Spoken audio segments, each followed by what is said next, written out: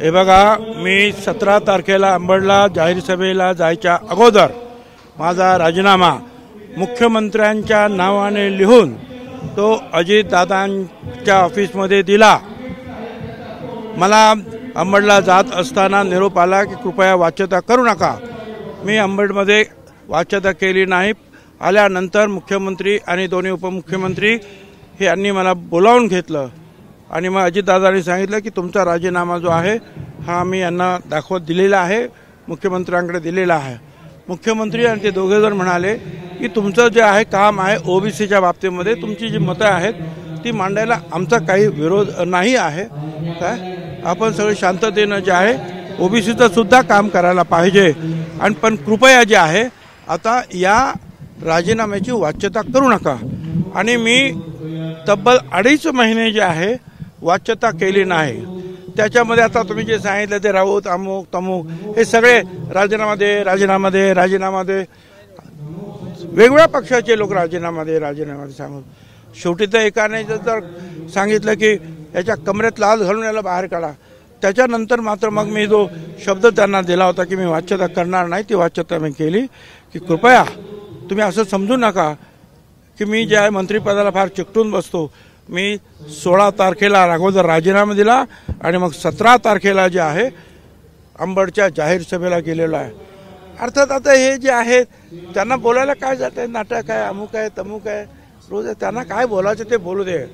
परंतु आणि आज मी तुम्हाला सांगतो काय, ज्या वेळेला मी राजीनामा दिलाय तो जिवंत आहे, तो त्यांच्याकडे आहे। त्यांचे लोक म्हणतात तुम्ही आता संजय राऊत म्हणतात तर कदाचित ते मंजूर करतील, तुमचं ऐकतील ते नाही। पण तुम्ही राजीनामा दिला मात्र सरकारी लाभ सगळे घेताय असा आरोप जितेंद्र आव्हाडने केला। हो असं आहे ना की जोपर्यंत जो आहे हे संपत नाही म्हणजे राजीनामा मंजूर होत नाही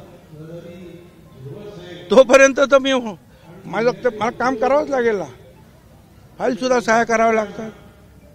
पण सरकारी लाभ म्हणजे तरी काय लाभ असतो माझा, काय मी माझ्या गाडीतून फिरतोय, माझ्या गाडीतून जातोय, माझ्या कार्यकर्त्यांच्या खर्चातून ज्या जाहीर सभा होत्या, आणखी कसला लाभ आहे माझ्याकडे मला सांगा जरा तुम्ही। राजीनामा राज्यपालांकडे द्यावा लागतो। अहो राज्यपालांकडे कसा, मंत्री कोण करतं, मंत्र्यांना नावं कोण कळवतं, मुख्यमंत्री कळवतं।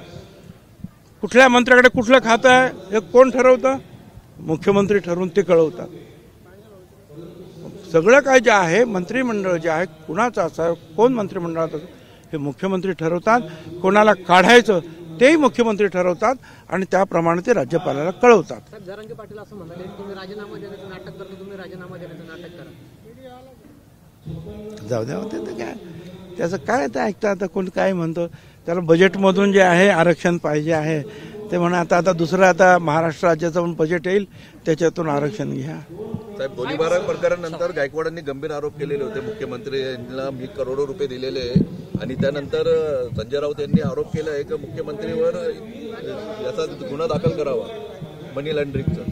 मला काय माहीत नाही आहे, मी तर या सगळ्या कालपासून जे आहे या आमच्या जाहीर सभा आणि जे आहे ओबीसीचा त्याच्यामध्ये त्यामुळे कोण काय म्हटलं आता रोज त्यांना काहीतरी म्हणायचं असतं, त्याशिवाय आपलं जे आहे हे चॅनलचं पण 12 तास 24 तासाचं काम होत नाही ना।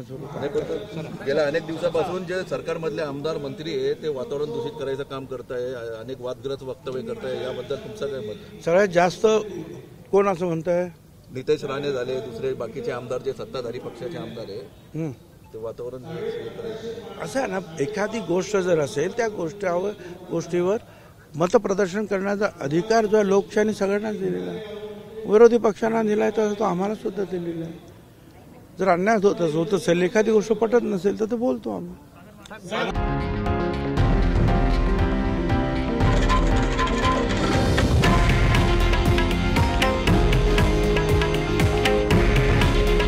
हे आहे देशातील नंबर 1 न्यूज नेटवर्क आणि आपण पाहत आहात TV9 मराठी।